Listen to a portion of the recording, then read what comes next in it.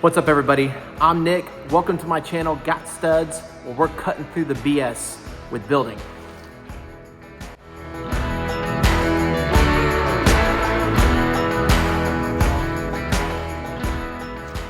Number one reason why your move-in date or your schedule is always changing is because your builder sucks and you ought to fire them and do it yourself. No, I'm kidding. Don't do that. Here's a few reasons. These are kind of obvious reasons why your move-in date or your schedule will get bumped during a custom home build.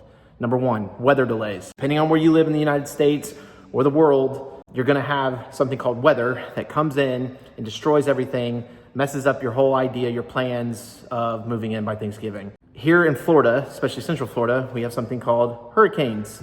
Right now, we're actually in the midst of hurricane season. Thankfully, we haven't had a super active season, but the house that I'm standing in right now, a year ago when we broke ground on it, we were actually in the middle of a hurricane between the site work, forming it up, and actually getting concrete poured. It was a delicate balance that could have delayed this project for about 15 days, but fortunately we had a window of time where we could actually put the concrete, pour the slab and get it done right before the storm came in. Obvious as it sounds, weather throughout the entire build process will delay your move-in date. All right, number two, trade stacking or trade delays. Most trades, when it comes to a builder, most trades are subcontractors, meaning they're not employed with the contractor you hired, the builder you hired. They're self-employed.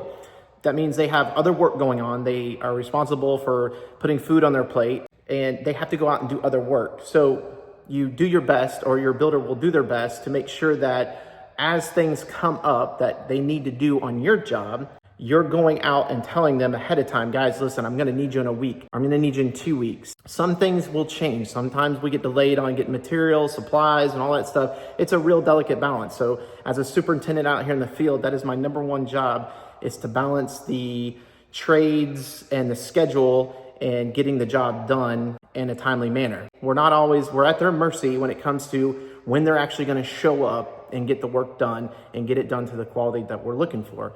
Another thing that can delay the projects is trade stacking. This is all tile floors throughout, meaning when the tile floors were going down, the only people that could be inside this house, the tile installers.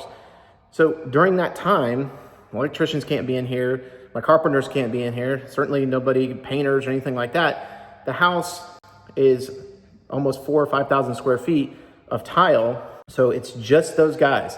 And in that timeline, where maybe on a different build where I'm putting LVT down or something like that, other things can be going on because that time that it takes to do an LVT floor versus a tile floor is almost half the time, right? So tile floors take longer, more prep work, and nobody can be in the house when they're doing stuff. LVT, which is called laminate vinyl flooring, doesn't take as long to do, not as much prep work. As soon as they put the floor down, there's no grouting. It doesn't have to set up for 24 or 48 hours before somebody can step on it. Usually you can step on it right away. So trade stacking or issues with the homes, issue having too many trades in here at once, or trades having to be done with their job before the next trade starts. All those things are just like we're juggling during a project to try to keep the project moving along. So number three, material delays. You, as a homeowner, are going to make selections when you build a custom home up at the beginning, right? So sometimes those selections that you made were made a year before we actually need them in the field, because this is during the design part of the build. And when you're out there making those decisions, some of those items that you made decision on, light fixtures, for example, may not exist anymore. They might have been on back order. But those things that go or don't exist or are on back order and don't get communicated up to us through the supplier saying, hey, I know you're coming up, I'm gonna need these electrical fixtures, but by the way, these are on back order. That doesn't always communicate to us in the field. So by the time we get to this part of the trim out, which is one of the last phases of the build that we're doing, electrical trim out, the electrical supplier calls me up and says, oh, by the way, that entire ceiling fan package or that entire light fixture package that you had picked out, it's on back order. Okay, well, now we have to stop, or sometimes we can cap it off or come up with like some temporary measure to go in instead of it in place of it. Again, materials, and it's not just light fixtures, it can be anything. It could be the cypress that's standing behind me. This is milled cypress, so sometimes there could be delay in the supply of this. So everything in this house is supplied by a supplier that's dependent on somebody else making it for them, getting it to them, distributing it to them, and us getting it out here in the field in a timely manner. So again, material delays is another thing that you just have to be, ready to expect sometimes on a custom home build. Number 4 for now, I'm just gonna leave it at this one for the timeline slips, is inspections. We operate out of a county primarily that is pretty stringent with their inspections, as they should be. Everybody or every inspector is different. Each inspector kind of has their little critiques that they like to make with a build. And it's difficult sometimes because where one inspector is looking for something particular, that might be beyond what we call normal building practice. Like we could do something to code, build it to code, but the inspector likes to have the little extra added to it. We're always willing to comply to our inspectors. We're always willing to do and go above and beyond what our inspectors need. They know the books. They're always up to date with what's changing out there. Whereas out here in the field, I'm not always up to speed with the newest, latest change in code. And they can surprise you on your jobs with it. Or you've been doing something and had what we call common practice on a build for the last 10 builds that you've been doing. All of a sudden, a different inspector comes along and says you can't do it this way. And they'll delay you on it. So there's always at least a couple weeks, if not more, of delays built into inspections.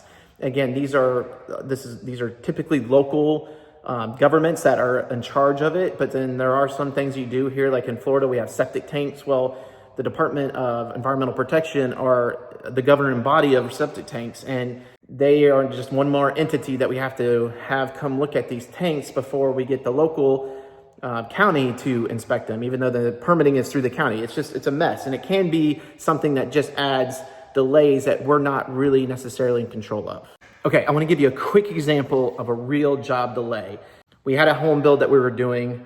Cabinet selections were made with the color really early on, again, kind of at the beginning before we actually even broke ground on the house. Well, as the house was coming together, they saw paint on the walls. The homeowner decided that they wanted to change the color of the cabinets. Those cabinets that they already originally picked out and approved were already ordered and on the way. They made that change with the cabinet supplier. Now, they do have direct contact with that cabinet supplier because they're the ones that they go and talk to and walk through and make the selection with. Well, that message, that change never got back to us as the builder out here in the field. It never went through our office and back to me, the superintendent in the field, to correct the schedule and say, okay, great, you can certainly make that change, but I never adjusted the course on the schedule. Keep in mind, we're updating them every week saying, hey, yeah, we're going to be installing cabinets next week, right? And that day comes and I get a hold of the cabinet installer. Hey, we should be on point, right? You should be on schedule to come out and do the install. They're like, no, wait a minute. Homeowner changed their mind on the color. I had to send those back. The other ones are going to be 3 to 4 more weeks. Wait, okay. So we have to call the homeowner. Homeowner gets, a little distraught with us because they're like, no, we came in, made that change. It was just never, the communication broke down, was never communicated to me. We were always given the information back. The homeowners thought they made a change that was a quick change. We had to tell them, no, it's not a quick change. This is going to delay the project now. So again, this was something that wasn't necessarily this was your fault, my fault, her fault, their fault, whatever. The customer just made a change. It wasn't communicated down the line. Schedule was never really updated. They were still under the expectation that the schedule was going to stay the same. It didn't. And by delaying the cabinet install, it delayed the countertops getting measured, countertops getting installed, and that pushed the project up 3 to 4 more weeks. And again, those things, that's one example out of 10 to 100 things that can add up on a project and quickly move your expected move-in date on a job. All right, I'm gonna wrap up with this. Here's my suggestion or solution on when it comes to timelines or your expected move-in date when building a custom home. Don't focus on a date, focus on milestones. Ask your builder or ask your superintendent in the field, instead of like, am I going to move in on the 15th? Say, what can I expect over the next 30 days with my project? Let them lay it out for you in detail what it is that is going to take place in the next 30 days on your project. And then expect delays.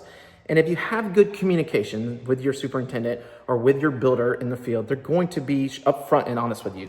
look, so-and-so, it's going to take us till the end of the month before we're going to be able to get to a point where I can start calling in final inspections. And then another couple weeks for us to walk through the house and do what we call a punch list, meaning we're going to walk through the house and make sure that everything is the way that you want it before we hand over the keys and say, here you go. All in all, just expect delays, reduce the friction when it comes to your custom home build, communicate often with your builder or with your superintendent, again, and just understand that most your builders, most contractors out there are gonna do their best to keep the project moving along smoothly and as fast as they possibly can, maintaining quality control. Okay, so to me, those are some of the things that are the biggest lie in home building, is the move-in date and why you're always gonna get it wrong, okay? So again, thank you for watching. If you stuck around this long, go ahead and hit that like, hit that subscribe button. On my channel, Got Studs, I'm gonna be cutting through the BS with every video when it comes to building, when it comes to remodeling, and when it comes to DIY. And thank you,